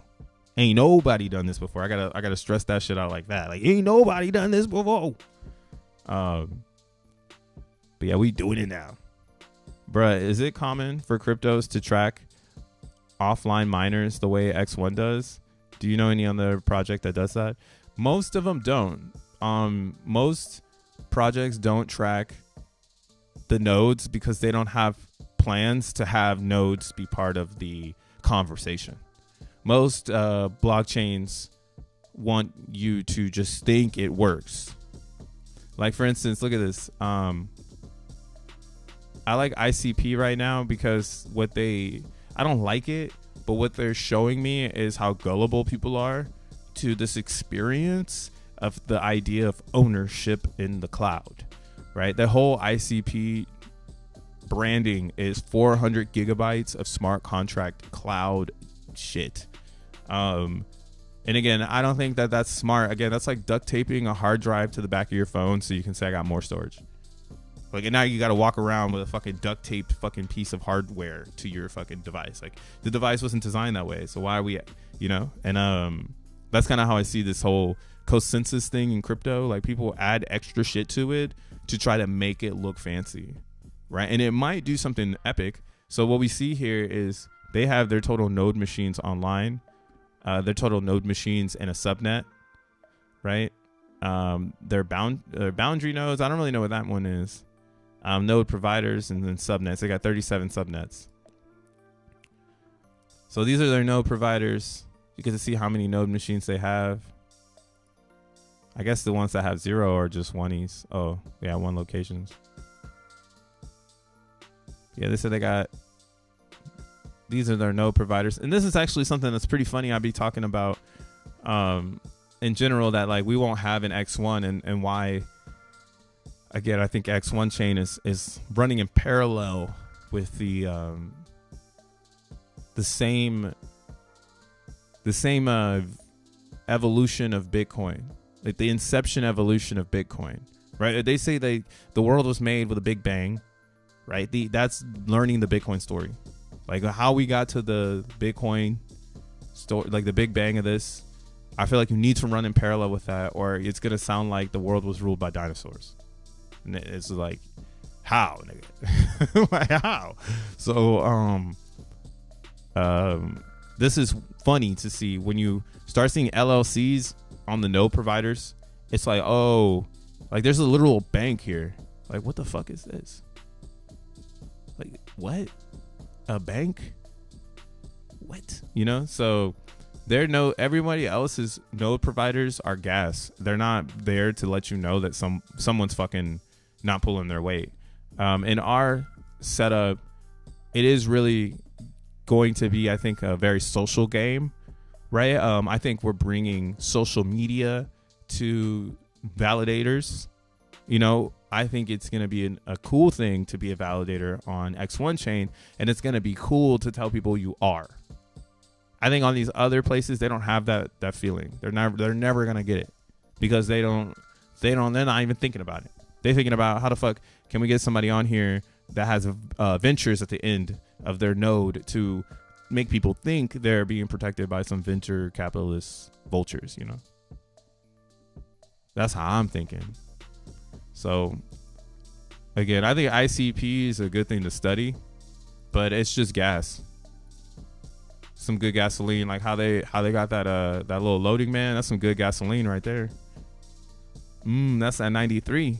That 93. But then you look at their nodes and you're like, what the fuck is this shit? What are y'all doing over here? Let's see. Node machines in testnet. Node machines are high-end bare metal server machines according to ICP's hardware specifications.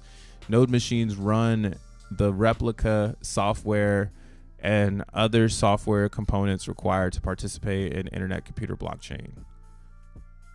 How are the blocks made in internet computer? Somebody know? Is it a DAG?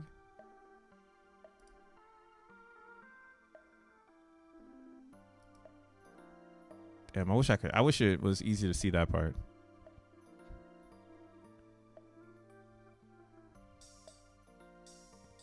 Overview. What is this? SNS. Service nervous system. Service nervous system. A decentralized autonomous. Oh, no, okay, it's a DAO. An SNS DAO. That allows developers to hand over their dApps to a decentralized token-based governance system. SNS enables Web3 services to be owned and governed by their communities. What? See, man, I can't start diving into these stupid ass blockchains. Like, what the fuck what kind of, this is a stinky onion. You mean to tell me I get into ICP, then when I start to get into the background of creation, they're going to start shilling me this thing? See, what we don't do in Zen is we don't shill you a destination. Everything is a destination. They just all happen to work together. It's like a railroad system. There's just a whole bunch of destinations and they're all fucking connected. Nobody knows why you need to go to Chicago, but that's your destination.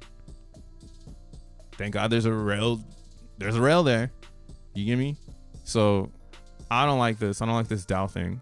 I don't like that there's a group, an organization, something else, and some group leaders that tell me whether or not it's hot or not. WTF. I don't know who the fuck these people are. Who the fuck is this?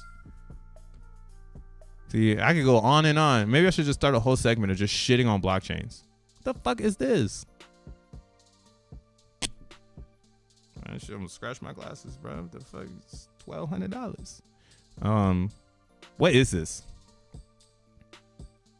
Bro, these are like recorded on on like a screen. Ah, hell nah. I'm not giving a cool buff for this shit. So yeah, that's what I'm getting at. Not a lot of places do put emphasis on their nodes because they don't want you to look at that stuff. If you started to do what I'm doing right now, you would also be like, what the fuck is all this? Like, why does all this need to be here, right? Like, look at all this stuff. Look what we doing here. When you go to validators, it literally just tells you what you need to know. What's going on. You don't need to see any graphs, no extra shit. When you go home here, you'll see this. You'll see some graphs, some simple graphs down here. You see how much XN is burning. Very simple shit because it's just crypto, man. It doesn't need to be complex. Somebody said, hey, daddy. What's up, Ali? If you have a lot of crypto, can you be my sugar daddy? No. I'm in this shit alone, bro. Let's go. How much is XEN worth? It has no ticket yet. We're all mining for no reason. I mean, but my speculation on XEN is it's a price. My price of XEN is running in parallel with KOSPA as a minimum. A minimum. Now my maximum is a lot of hopium, but if I had to give it a minimum, KOSPA, because this don't do shit, and this is where a lot of people have a lot of bare metal right now. So if a lot of the bare metal community from KOSPA were to come into XBlock or into XENblocks, again, it's just me and Tree City West telling people, and now Jack is finally telling people, and they're finally waking up to this shit because they've been waiting for the Jack signal as if he's fucking Batman. And you know, instead of just applying logic, because he's just like us. Like I said, when I meet Jack for the first time, he's buying me lunch. Jack, Zinsu, I'll buy you lunch. Me and you seem to be on the same level, but Jack, you're buying me lunch, bro. Dead ass.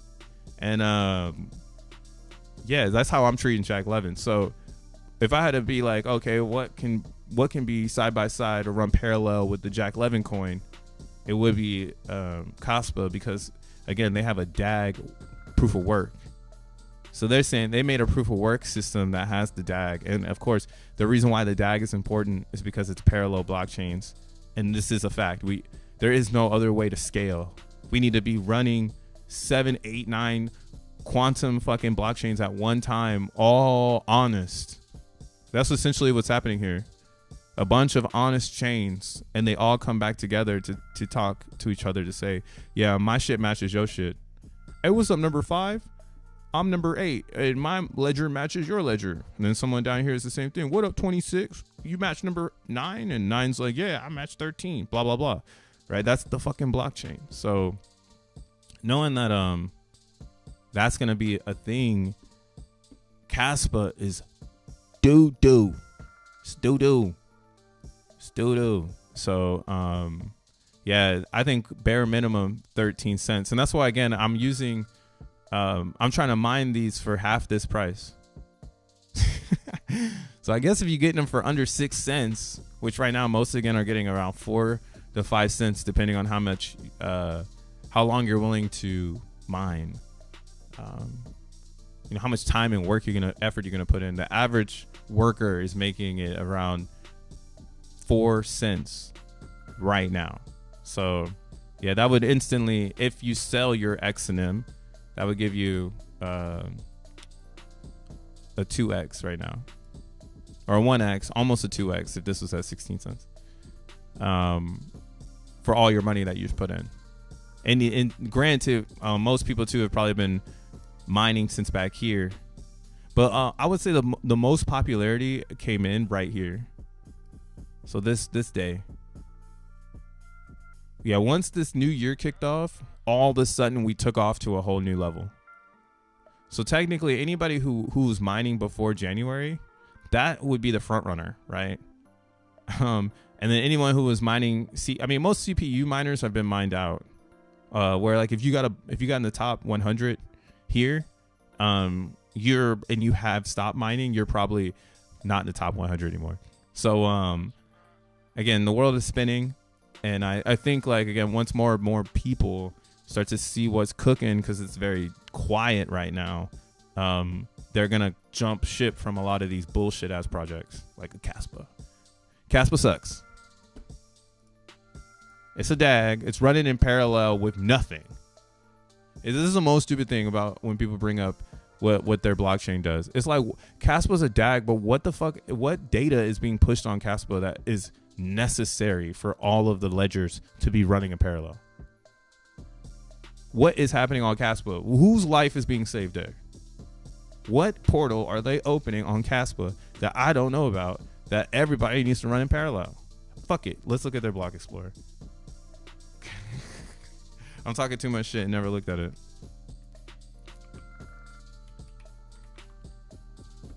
Rick James is looking for a validator in Africa. Darkness. Oh my God, that goes two different ways, Tad. That shit is too funny. What up, Dioshland? Hey, how about this? I'm gonna start member streams when we get X1 chain, and I think it's around the corner. So the member streams cooking. Yeah, take the ETH out. Maybe Africa's left behind. Ah, shit. It's darkness over there and they left behind. Come on, we gotta do better. We gotta do better. Dude, we have 165 and ISP has 559 and they have $5 billion market cap. Yeah, that's what I'm saying, man. We are building the infrastructure. Jack has said this before, though, where he said it's much easier to get money when everything is built out. The hardest thing of getting crypto investment is not having something you can sell. I wish I could find that clip when he said that. I might have to post it on my X when I find it. But yeah, when he said that was some real shit, because he's an angel investor. You go to his LinkedIn, you can see it. It's like he's an angel investor. So he knows what investors are looking for. And again, it just took a year for it all to come out in the Zen world. But now he's got a lot of good things to sell to investors. Like, look at this Caspa. Here we are. Let's look at that. We're on Caspa's Explorer page. Again, this is X1 chain. This is testnet. This ain't even real yet. All right, this is just an imagination. This is a dream. All right, let's go to the physical. You see here. All right, we got some good HTML JavaScript going on here. Interactive. I like this. I like this glow. All right, coin supply, we got 22.6 billion. Looks like they have a max approximately 28.7 billion. Okay, wow. 79% mined. See, look, these are the things I'm like saying. Like, when people come to your blockchain and they start questioning things because they understand blockchain, now I'm like, why all the coins almost minted? I've never heard anyone talk about that. I hear about how it's going to 10,000x, but how is it going to 10,000x if I'm getting in after 50%? Shit, if I'm getting in after 30%, what the fuck? How am I getting X's? All right, whatever. So they got block rewards is at 130 Caspa. Reward reduction. So they have a halving happening on the 6th of next month. It's going to drop down to 123 per block. Okay. Block DAG info. So this is the coin information about the emissions, and this is, I guess, their blockchain or their database, you should say. Because in a DAG, like I said, DAGs, there's what we're all confirming is that we all are on the same block. So everyone can have a blockchain running on their node, capturing validation, right? And registering and relaying this concept of, hey, I got the same, block as you. Like, we all are saying the same thing, right? And that's how you spot a bad node, is when one node is constantly sending the wrong information. In our system, if you do that too much, you get eliminated. And that could, cause you to lose your stake. Luckily, you go offline, and I believe right now they said if you go offline for 3 days, you'll get slashed. So you have 3 days to go and fix your shit, and or undelegate and shut your node down, and kind of do your processes of like getting off the network so you don't lose your XEN, excuse me. So yeah, we got a lot of cool shit going on in the validator section. So let's look at what they got going on here. They're at 2 million. So 2 million. Oh no, they've only had 259 blocks. The fuck? They ain't got no blocks. What? The hash rate pH. What the fuck is pH? This is looking crazy. Meme pool size 1. They only got 1 meme pool. Server size. All right. Well, this sucks. This block explorer is garbage. I'm not even having fun. Blue score. Let's look at a block. Blue score bits. They should add since I'm gonna be just like this on here. We should add little question marks to every single tab so people can learn about what it means. Because yeah, it's true. When somebody walks onto your Explorer page, if they don't know what blocks mean, they might not comprehend it. That's actually something really good. Wow, we just surpassed 3 million transactions on testnet and over 1 million blocks live just now. That's epic. And we're on test, so that's pretty epic. But yeah, so like I don't know what their bits mean. I don't know what their blue score means. Chain block true. Looks like there were some parents, some child blocks, Miracle roots, except the Miracle root nouns. This is pretty funny to me because all this is like it's a blue block. What the fuck does that mean? I wish they knew what that meant. I wish I knew. But yeah, look at their transactions are pretty small. It's only like 3 transactions in the block. Most of the transactions are block rewards because you're getting 130 for every block.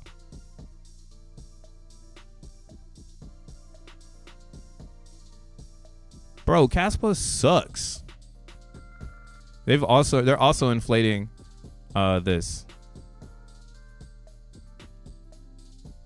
Show Coinbase transactions. What the fuck? Hold on. Yo, this is getting too deep. Yeah, Caspa's garbage. If you hide the Coinbase transactions, ain't nobody on the network. But why is Coinbase transactions paying out block rewards like crazy? Like, is it because Coinbase has a node or something?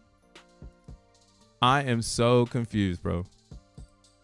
That ain't good. That ain't good at all. Shit. Man, they only got 3 fucking buttons up here. What the fuck? Yeah, this is shit ass, boy. Doo-doo. But yeah, Caspa, this is where I'm seeing XEN prices. I went on a tangent there.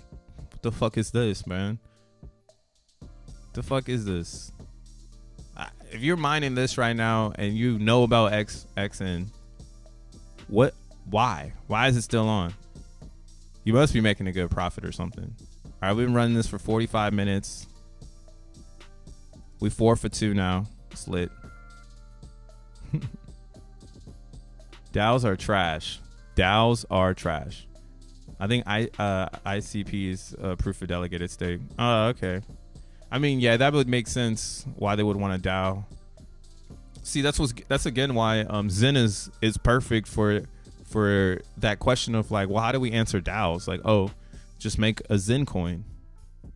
But you can never do that. Like, you would need to do the next step. That's why it's like, yo, shout outs to everybody who's replicating the miner in their own principles, right? Like, it goes back to what I was saying in the beginning of the stream, where you just get a bunch of principles and you break them, and that's something new. That's all it is. So yeah, big ups to anyone breaking things and remixing the miner. But yeah, DAO trash, Zen good. That's funny.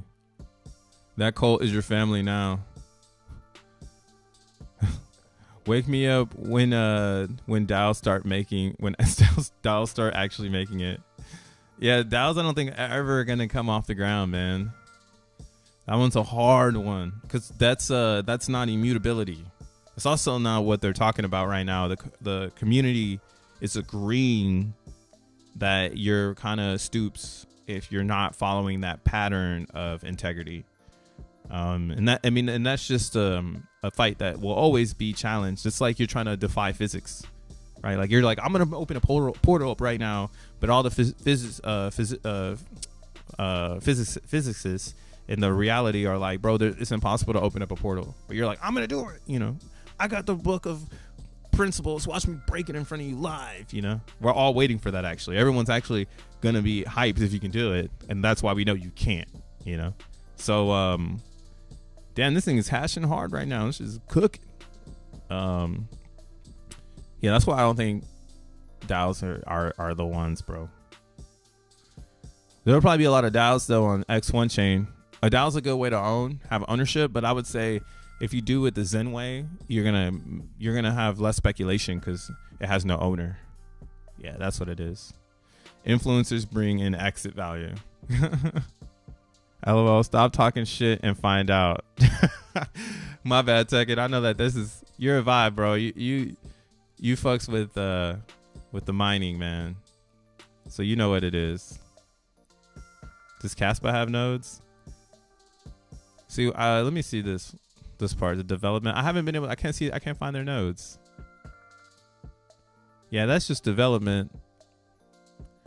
They might have a node page somewhere else. Wow, this is creepy. So they completed the DAG Knight consensus research. They completed the mobile wallet development. They integrated Caspa for use on Ledger. That's it.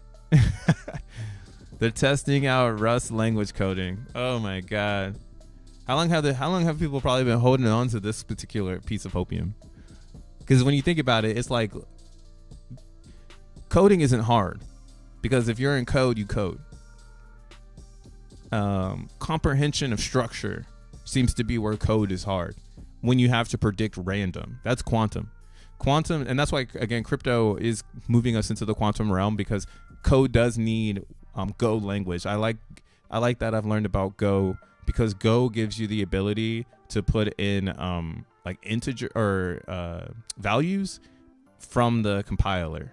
And what that means is that the user is the compiler. If the user says, I want the color blue, and then you make a dApp, or you making something where it needs to be live rendering or live compiling for that pick associated with that user, you kind of want Go, because Go has good memory.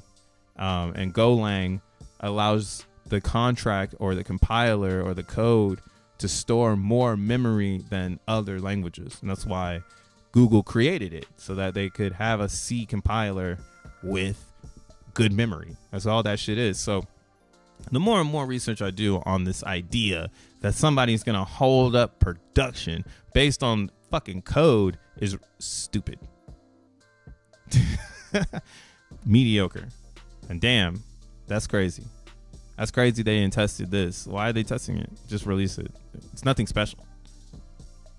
Right? It's nothing special. What would be funny would be like they need to have what I would like to see is a Solidity converter app or something Rust to Solidity, so I can code in Rust if I'm horny for Rust, and I can do Solidity, or I'm a Solidity dev and I can turn my Solidity code into Rust. I want to see that. I don't want to see them working on the code, whatever. I want to, that's development shit. Archival node improvements. Currently, there's no P2P communication for archival nodes that allows them to exchange normally prudent data. That's bad. See, that's what we have. We are all on a consensus, and I think that we're working on this part where you can just prune and start where you need to. We just did it for the fork, so I'm sure it's going to be a process thing. A procedure, an SOP. When you have an issue with your database, you'll be able to prune it really fast and get back online. Not the plan. So they're planning smart contracts. That's part of the plan. Fuck Caspa, bro. Bring a real Caspa person here. I need to interview one of these people. I got to understand. Your validator running 50-50 share profits with delegators. Shit, maybe I'll have a community one and then I'll have one for myself.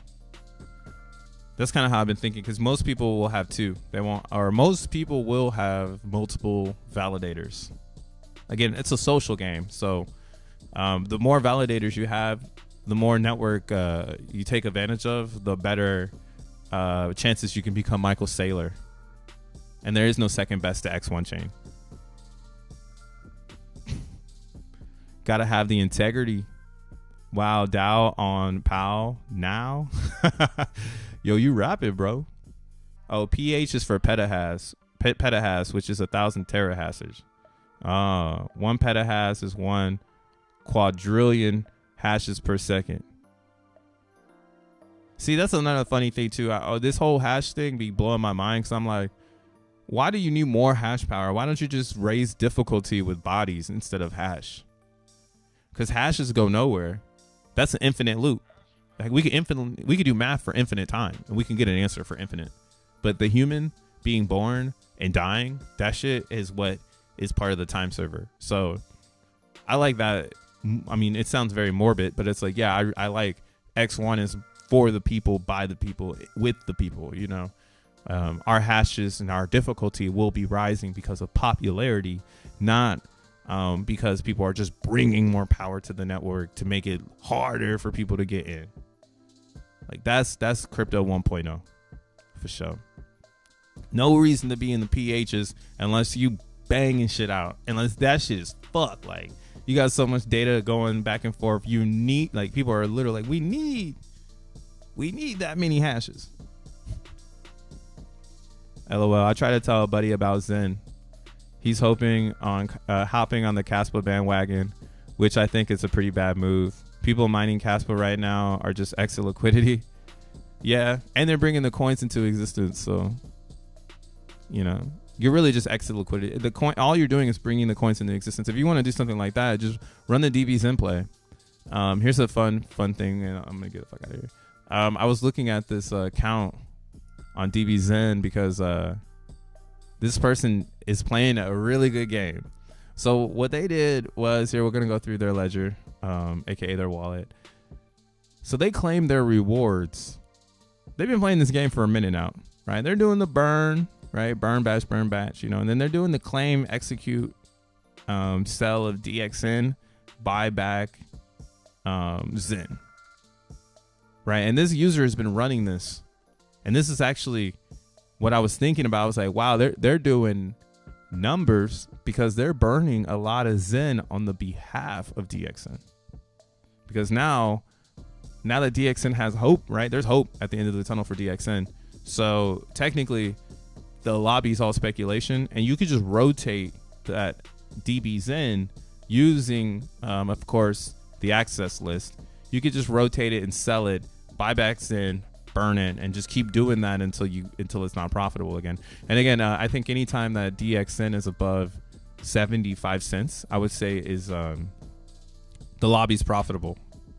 Once that lobby got down to around 70 cents, 77 cents, boy, oh boy, was it not profitable anymore all of a sudden. When we were down here, right here, this was when the lobby actually was under an ETH. It hit under an ETH a couple times. So we've been above an ETH the whole time, and then of course we got the Mastodon DEX that just came out. So yeah, DXN is looking good. And again, if it were to reverse back down here, you know, it would be an awesome buying opportunity. But this is just something I'm realizing. I'm like, oh, if you want to play the wash coins game, DXN is rebuilding itself for that. This person literally did that. Like, they washed the coins, they went back, they burned the Zen. And then they just run the game again. And I did the math, and yeah, they were able to do it all and have some ETH left over. right? And again, it's not about getting the ETH, it's about burning the Zen. That's what these people are doing, and that's the added bonus to our ecosystem. I mean, you could definitely go and mine a bunch of Caspa into existence and sell it on the market so someone else can speculate on it. But I don't know if it's going to get you some ETH,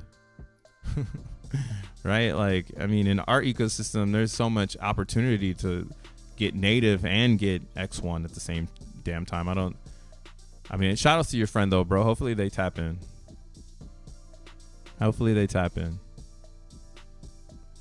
There is no fucking second best. There ain't no second best to X1. I can't write while smoking, and Caspa hardware isn't cheap. That's why I stopped mining it once they approved the ASIC hardware.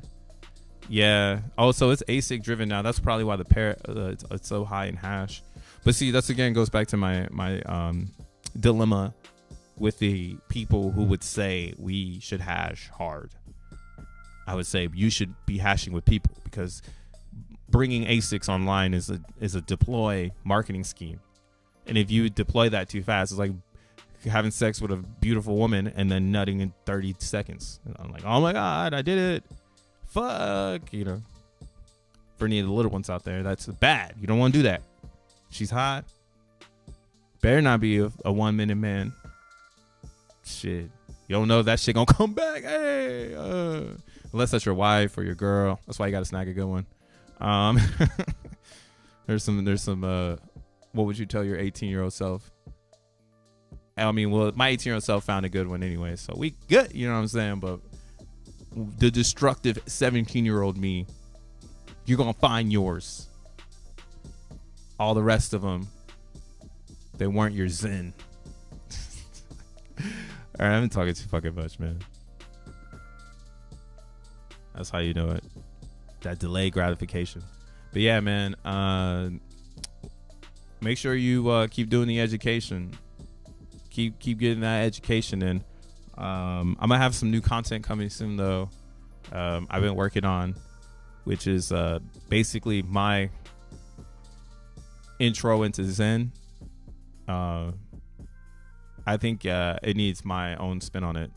Then there's no real videos out there besides 10,000x videos on Zen. So I do. I mean, I've been writing it down and putting together this vision, and also researching other people's videos of introducing crypto. So I'm just gonna put my own little spin on it, and yeah, that's gonna be my first real content of the year. Is what is in crypto in 10 minutes. You know what I'm saying? So be on the lookout. Other than that, man, until next time, peace.